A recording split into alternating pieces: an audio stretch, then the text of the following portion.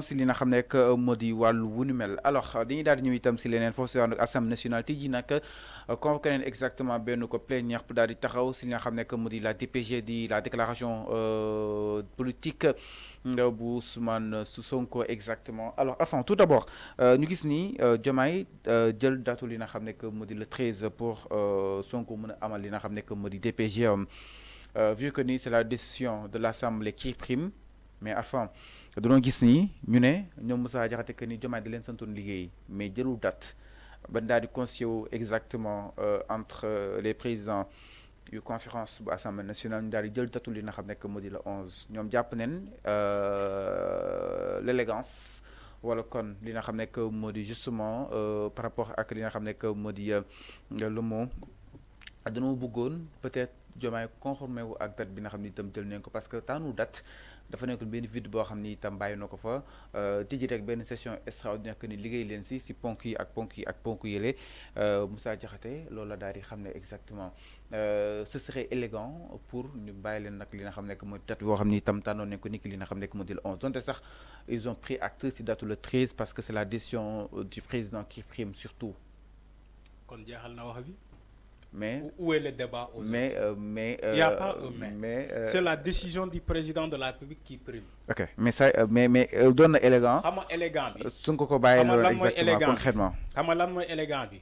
Na Assemblée nationale respecter ses propres lois. Loolu mooy élégant. Loolu mooy élégance. Assemblée nationale na respecter ses propres lois. Ok. L'article 97 du règlement intérieur de l'Assemblée nationale, là, l'Assemblée doit être informée 8 jours avant la DPG. Ok. Ana article bobu. Ana article bobu. Xam nga ay député yu taxawé di nan non président comme jëlu date, l'élégance voudrait que mu baye ñu tanal suñu bop date. En sachant que vous avez un règlement intérieur à respecter au sein de cette Assemblée nationale-là. Okay. Ils ont un règlement intérieur à respecter et à faire respecter envers qui que ce soit. Donc, il ne faut pas que l'Assemblée nationale enfreigne ses propres lois. C'est là où je ne suis pas d'accord. Mais article 19, il ne faut pas que l'Assemblée nationale enfreigne ses propres lois. Mais quand même, c'est 19, il n'y a pas un mais. Il y a des lois à respecter dans ce pays. Il y a un règlement intérieur à respecter au sein de l'Assemblée nationale. Donc, il faut le respecter et l'appliquer. Il faut appliquer ce règlement de l'intérieur.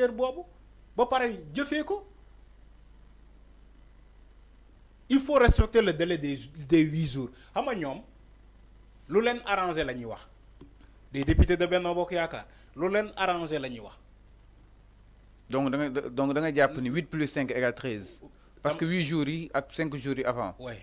Xam nga ñoom lu leen arrangé la ñuy wax. mais ñoom mën nañ ko fast track parce que Amadou Mame Diop dafa woote ñett session si benn jour tey si lundi bi. sauf que woote na tey ñett mérite tey fii ak li nga xam ne que moo di 21h. xam nga yow Fallou. ok boo nee fast track heureusement bi nga nee fast track te fast track xam nañu kii ko moom kooku nekkatu fi heureusement bi nga nee fast track te fast track Macky Sall moo ko moom te nekkatu fi donc gisuma lu jara fast track fii amul fast track Macky Sall moo ko doon woote dem na fast track na fii fast track Sénégal yépp ba mu neex ko mu dem yoonam oui heureusement ba ki moom fast track fi nekkatu fi alors fii duñu fast tracké dara dañuy respecter lu yoon wax point lu yoon wax yoon santaane ko moom la ñuy jëfee dans ce pays il y a pas un fast track il faut arrêter ça. Assemblée nationale ne doit pas enfreindre ses propres lois. Xam nga ñoom député yi di wax tey yu Benno Bokk Yaakaar di ne non président comme jëlu date daf ñu war a bàyyi ak suñu cëggal guy. ñu joxe suñu date. ok xam nga yow lu la arrangé ngay wax. président ba muy taxaw.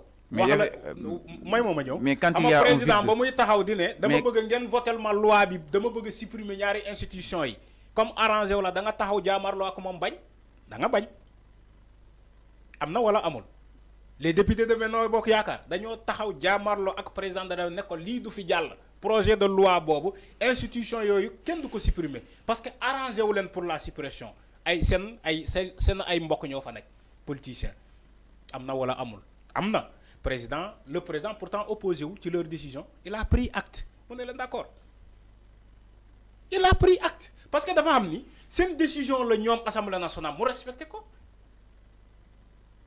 te moom président boobu Diomaye xam na ni que assemblée nationale wàccu lu yoon mu ngi ci ay kii yam ba léegi maintenant aujourd'hui quand le président vous dit que dama bëgg ngeen convoquer ma 3e session extraordinaire ba pare ngeen waxtaanal ma ci lii ba ci DPG Ousmane Sonko DPG premier ministre bi dugal naa ko ci biir ci comment dirais-je l'ordre du jour. Assemblée nationale taxaw ne non ñun dañuy jël date bi comme président joxewul date te ba pare dañuy jël date bi te duñu respecter suñu propre loi. mooy l'article 87. vide bi leen doon éviter vide bi. leen doon éviter non non y a pas un vide ba léegi kenn mënul wax un vide juridique. article 19 may na leen ko. non 19 may na leen ko. comme ni nga 87 may ki nga xam ne que moo di président Bassirou Diomaye. y a pas un vide y a pas un vide y a pas un vide sëñ bi y a pas un vide juridique fi ngay xamee ni que y a pas un vide juridique quand le président leur convoque ci 3e session extraordinaire boobu mais Fallou y a un règlement de l'intérieur qui encadre tout ça. Il y a un règlement intérieur de l'Assemblée nationale qui encadre tout ça. Et le règlement intérieur de l'Assemblée nationale, il y a des lois. Quand il me dit l'article 19 pour éviter un vide, mais il n'y a pas un vide, je suis désolé. Il faut d'abord respecter le délai de 8 jours. Les gens, si nous avons le délai de 8 jours, date, là on parle d'un vide. Ok. Fallou, il s'agit du droit. Donc bataille ji dama ne waruñu woon tànn date ñoom. Dama ne si on sort on respecte le délai de 8 jours que l'Assemblée nationale doit être informée 8 jours avant bu ñu demee ba weesu les 8 jours là te kenn tànnul date là on pourra parler d'un vide juridique. Mais tant que on est dans ces 8 jours là kenn mënu fi wax un vide il y a pas de vide il y a pas de vide. Il s'agit de loi sëñ bi loi dañ koy respecter ba pare jëfee ko sëñ bi il faut arrêter on cherche des problèmes là où il n'y a pas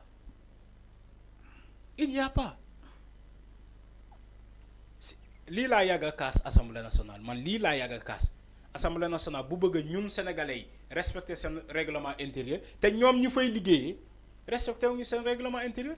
Voilà le problème de l'Assemblée nationale de cette 14e législature. Okay. Voilà le problème. Du début à la fin, ils n'ont respecté aucune loi du règlement intérieur. Nous, l'Assemblée nationale. En commençant d'abord par ce faux règlement intérieur de l'Assemblée nationale. Alors, l'Assemblée nationale, mon Dieu, que jalkati ay loi. Exactement. D'après ça, qui n'a jamais que Modi Ndiogu Sarr, mon diaponani, c'est le président qui convoque la session et quand il la convoque, il précise l'ordre du jour et prend priorité. Et les députés sont tenus de respecter l'ordre du jour, effectivement, à la priorité, comme le président l'a voulu exactement. Donc, motion de censure, donc, oui ou non? C'est quoi en faire un débat? Donc, motion de censure, oui. Président m'a convoqué session extraordinaire, 3e, c'est son dernier mot qui est. Pourquoi en faire un débat? Débat bien dit andi ci plateau yi. Pourquoi encore? Pour l'an. C'est quoi la pertinence du débat? Te ñoom député yi nekk Assemblée nationale xam nañu bu baax ni que lii moo am. Mais il faut que ñu wax loo ko Sénégalais yi. Mais est-ce que Sonko dina ñëw enfin c'est la question concrètement. Est-ce que Ousmane Sonko dina ñëw? Parce que le 13 ku ñu convoqué le 13 le 12 ñu war a tas Assemblée nationale peut-être. Xam nga ñëw Ousmane Sonko ne dépend pas de moi. Ni de toi ni de personne. Mais est-ce que xam nga loolu le ñëw Ousmane Sonko yaa ngi def toog que ni Sonko warul jàkkaarloog assemblée bu Médiocourt bii. dama ne ñëw Ousmane Sonko il va falloir d'abord respecter d'abord le délai xam nga man ma vie a toujours été question de loi. Mais exemple mu demoon le 11 man Fallou mu demoon le 11 je suis un citoyen de ce pays ma vie mon seul problème bi ma jotee ak assemblée nationale bi wala sénégalais lambda bi. J'ai toujours respecté les lois de ce pays. Te dama bëgg qui que ce soit mu respecter les lois de ce pays. y compris l'Assemblée nationale. Parce que yow mënoo définir ton propre jeu ba pare yow nga ne doo ko respecter te nga bëgg benn sénégalais lambda bi respecter ko. Il faut arrêter ça aussi. On ne peut pas vivre dans un pays réglementé et régi par des lois. Nous devons respecter la loi. Non, on est bir Assemblée nationale. Nous avons le règlement intérieur bi li la wax. Nga ne do ko respecter. Ah, Fallou, war nañu xolaat lolu. Nga liggéey Assemblée nationale nek député. Ñu ne la règlement intérieur Assemblée nationale li la wax. Yo nga ne do ko respecter mais bëgg nga keneen respecter ko. Non, il faut arrêter ça aussi. Alors c'est clair mi ngi noonu. Moo tax ma ne la tant que respecté wuñu ko gisuma keneen mu ñëw Assemblée nationale pour def fa kii quoi que ce soit. Alors mi ngi noonu exactement par rapport ak li nga xam ne moo di le règlement intérieur bu Assemblée nationale donc mën nañu jàpp ni motion de censure bi nag tegu na le ki nga xam ne moo di président Bassirou Diomaye priorité moom mooy daal di primer si kaw lépp concrètement alors ñu daal di ñëw itam si leneen sans plus tarder ginnaaw loolu.